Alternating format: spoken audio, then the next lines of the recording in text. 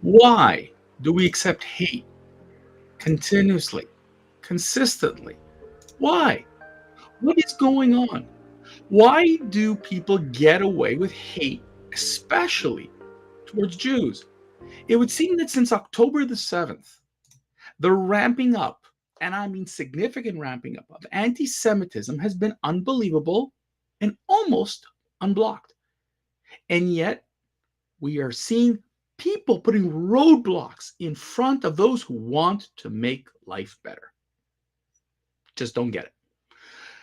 Hello, everybody. Welcome back to another edition of the Rant Network. My name is David Solomon, flying solo today. Stuart will be back in a couple of weeks. This is the Rant Network, where we share completely unfiltered, uncensored, and honestly unedited conversations on a wide variety of topics. Here we dedicate ourselves to a platform to give you the opportunity to express your opinions, and we do appreciate it when you put it out there on social and on our website. We share thoughts, experiences, ideas, and hear from a different variety of perspectives and real, honest opinions. Again, honest opinions. We're not a news site, but we're giving an opinion, and I have to stress that because people think that what we say here is so hardcore fact, but we do fact checking, by the way. Because when we dive into the latest news, pop culture, and politics, and so much more, we don't have a choice. We've got to have the facts, but we do add to that end our own opinions to it. Because modern life is absurd. And we talk about deep-seated issues here at affecting our society. So today, I want to focus on why there's so much hatred towards Jews and Israel. And I know some of you are going to say, going, here we go again.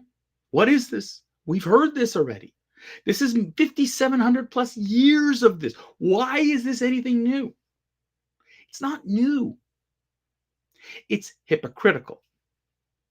And I've talked about this on other rants in terms of the hypocrisy behind this hate.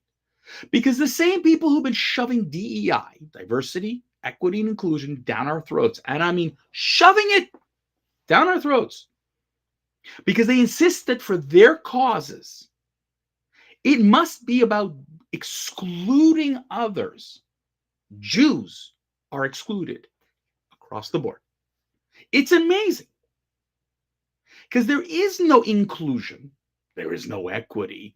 And when it comes to diversity, Jews are excluded and are left out for a variety of different reasons. And what's incredible is the depth of hate that has gone unchallenged. And I'll give you an example of what I've got here. And I've just got this just here for the last week. Dr. Zubia Chowdhury, a professor and physician at Johns Hopkins Medical Center, actively shares propaganda on anti-Semitic propaganda. She compares Zionists to Nazis, claims Jews control America, posts violent rhetoric against the President of the United States for working to release hostages held in Gaza and by Hamas. Hardly opposed. Where's Johns Hopkins to get rid of her? It just doesn't end. Not there, at least. Columbia University. Once again, the Education and Workforce Committee is again trying to, they did get rid of 3 deans, sure, but holy crap, what did we have to do to get rid of these guys? It shouldn't have even been an option. But the anti-Semitism continued. Dr. Gad Saad, a Jewish professor at Concordia University, is getting his classes unjustly canceled. The reasons? Nobody really has them. Gad Saad is an internationally renowned professor, and he is so well respected on the global stage. But since October the 7th, what happened? He talked about the realities. As someone who grew up in the Arab world, sharing his feelings as a Jew, now he is being canceled. How about that? Unfreaking believable.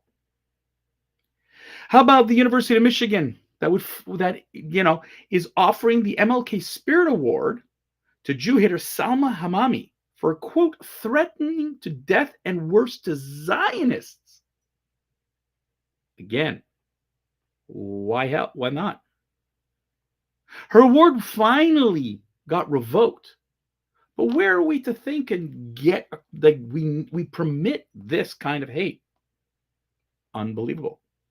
How about Kamala Harris, who has no problem comparing Israel to terrorists, who has no problem on this end, the hate, but you can't say anything because if you'll notice, what's consistent across the board is that they're the left and or visible minority. Can't talk about them because God forbid they have a cause.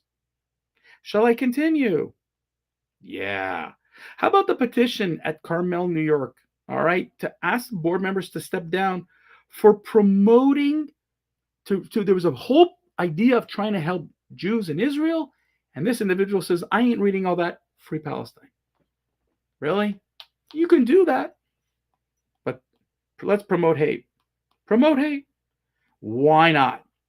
It took a major move to get Delta Airlines to get their staff to not wear Palestinian pins and flags. Okay, we talked about this in previous rants, but it took a massive move for people to realize we can't do that. Now, I don't mind you want to do the Free Palestine, you want to do it on your time? Sure, not at work. But apparently there is a backlash because how dare, it's freedom of expression. I should be allowed to express myself, come hell or high water. Nah, why should that matter? I mean, this goes on and on. The University of Toronto granted amnesty to pro-Palestinian protesters who occupied the campuses. How about the other universities who are getting grief for giving in to the hate? It doesn't make a difference. And on and on and on and on. How about the incredible Dr. Matthew Zura, who stood up against a valedictorian at the University of Manitoba? That person completely in their speech, in the valedictorian speech, one Jew hating speech that went frankly unopposed. Shall I go on? How about this one for you folks? This one is just amazing to me. There's a movement being made right now to try to make Israel an even further pariah state. Keep Israel out of sports. This is the movement, right? It's interesting because Israel, who's tried to defend herself from attacks, is being casted like Putin. But even Russians get better treatment than what Israel and Israelis and Jews are getting right now. I mean, it's credible. When Putin invaded Russia, yes, there was a whole movement to deny Russians from participating in sports and what have you. And that movement moved away because how could you blame the people for what the government is doing, what Putin's doing? And so here they are, these Russians are back in. They're able to participate in the Olympics, not under a Russian flag. They're able to play any of the sports, whether it's tennis or other. As a country, they're denied playing in global championships under their country flag, like in World Hockey. But the individuals can play. But not here. Here it's a flat out denial. We are going to not permit any Israeli from participating in sports. The Olympics are coming up in a couple of weeks, and there's this big movement to try to deny Israeli athletes. We saw what happened at the Eurovision when the performer was trying to sing. She did represent Israel, but this is the arts. The arts are supposed to, and the sports are supposed to be a world where we don't even go down the politics.